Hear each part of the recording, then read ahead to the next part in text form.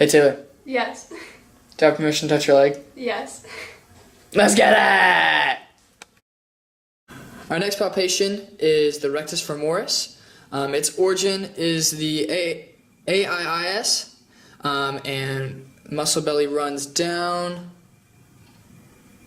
all the way and inserts at your tibial tubercle via the patella and patella ligament.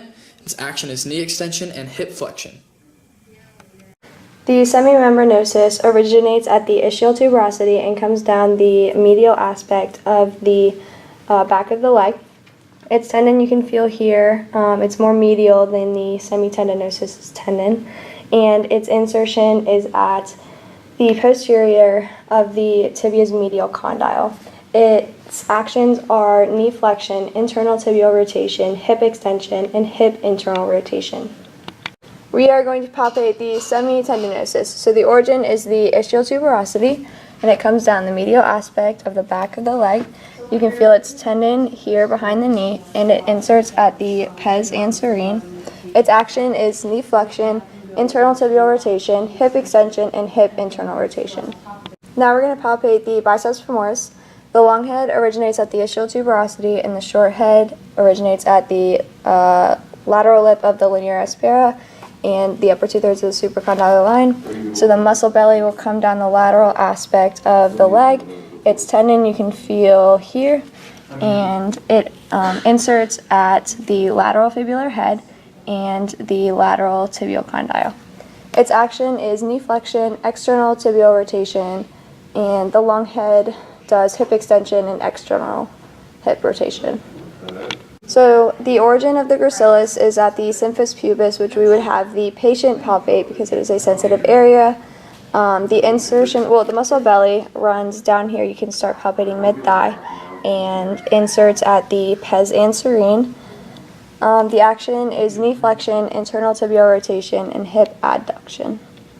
To palpate the sartorius, the origin is at the anterior superior iliac spine, or the ASIS.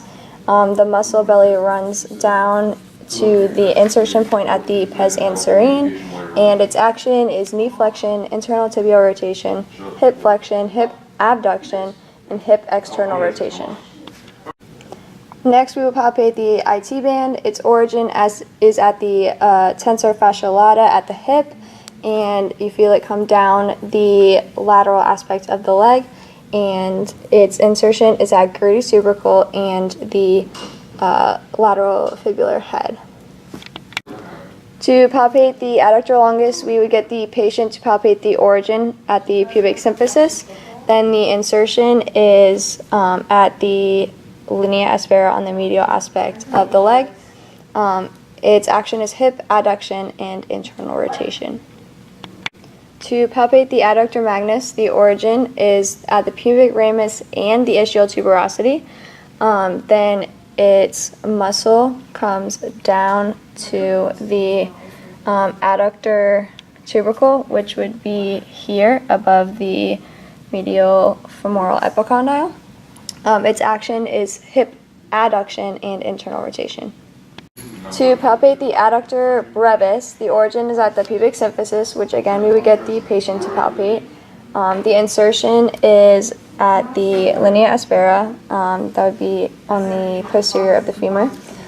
Its action is hip adduction and internal rotation. We cannot palpate the pectineus because it is too close to the sensitive region, but the origin is at the anterior pubis and the insertion is at the pectineal line of the femur. Its action is hip adduction. To palpate the tensor fascia lata, we palpate the origin at the iliac crest and the ASIS. It runs down via the IT band to the Gerdy's tubercle and fibular head. Its action is hip abduction, flexion, and internal rotation. We cannot palpate the muscle belly of the iliopsoas, but it originates on the iliac crest and fossa and the transverse process of T12 through L5 on the spine. Its insertion is the lesser trochanter of the femur, and its action is hip flexion. Now we are palpating the gluteus maximus. Its origin is the posterior sacrum, in the ilium and the superior gluteal line. Its muscle belly runs down to the gluteal tuberosity here in the IT band. The action is hip extension, external rotation, and abduction. The gluteus minimus originates at the posterior ilium between the inferior and middle gluteal lines. Its insertion is at the anterior portion of the greater trochanter, and its action is hip abduction, flexion, and internal rotation. The gluteus medius originates at the iliac crest and anterior gluteal line. Its insertion is the lateral greater trochanter, and its action is hip abduction, extension, lateral and internal rotation of the hip. For the manual muscle test for the bicep femoris, we'll have our patient laying prone. We'll bring their injured leg up into external rotation of the femur, and we will push them into knee extension and internal hip rotation. 1, 2, 3, 4, 5, and then we will compare bilaterally. For the manual muscle test for the semitendinosus and semimembranosus, we'll have our patient lying prone. We'll bring their injured leg up into internal rotation and place our hand on their lower back, and we'll push them into knee extension and external hip rotation. 1, 2, 3, 4, 5, and then we compare bilaterally. For the manual muscle test for the sartorius, we have our patient lying supine.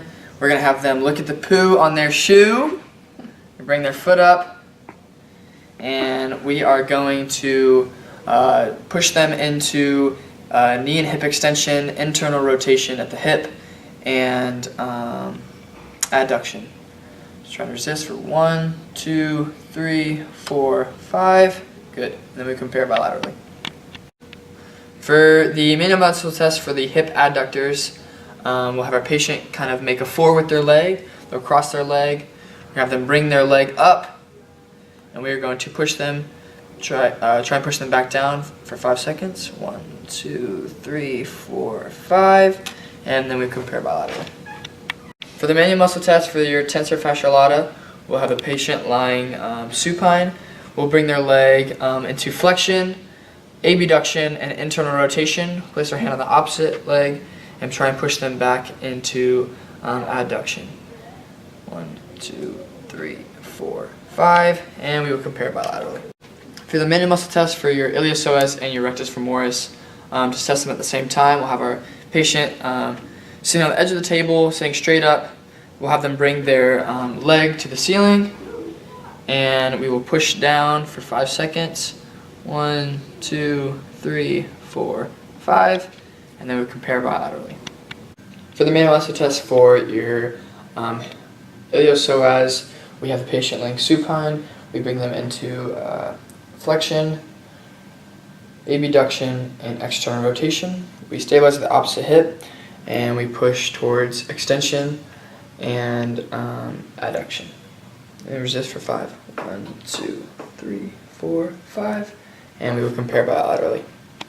Alright, for gluteus maximus, we have the patient lying prone with their knee into flexion and their hip into extension. While we stabilize the lower back, push down for 5 seconds into hip flexion. 1, 2, 3, 4, 5, then we compare bilaterally.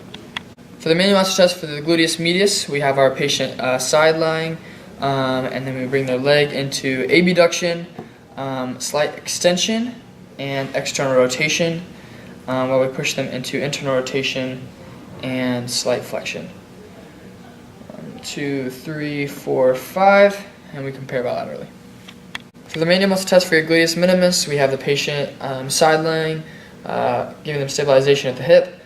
We bring them into abduction and press down for 5 seconds. 1, 2, 3, 4, 5. Good, and we compare bilaterally. For the manual test for your external rotators, we have the patient short sitting, and we have them push their foot kind of medially while we stabilize at the knee and test their external rotators. 1, 2, 3, 4, 5. And to test the internal rotators, we would shift their foot laterally, stabilize at the knee.